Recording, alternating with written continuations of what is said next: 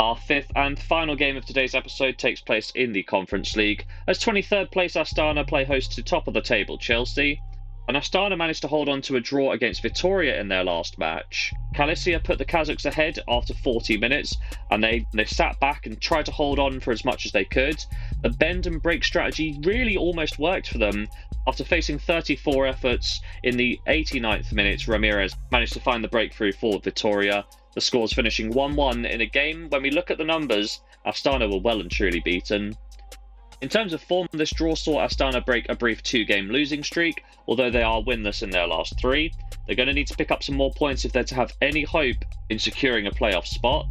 They host a Chelsea side who beat Heidenheim by 2-0 in Germany.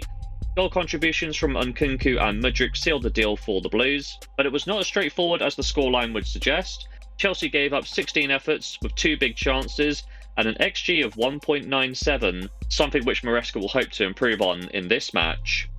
Nevertheless, this result did maintain Chelsea's perfect record, 4 wins from 4 with 18 goals scored. That's very impressive, and it's 7 more ahead of second place Legia Warsaw and an average of 4.5 goals per game. There's no head-to-head record to go on for these two, so straight on to the prediction.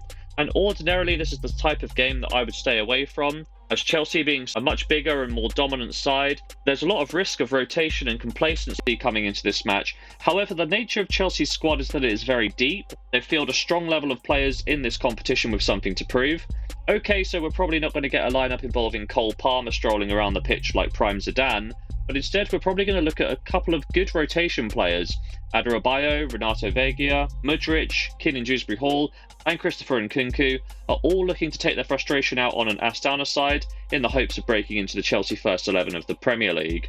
With all that in mind, I'm going to back Chelsea to win for a full stake in the final bet of today's episode.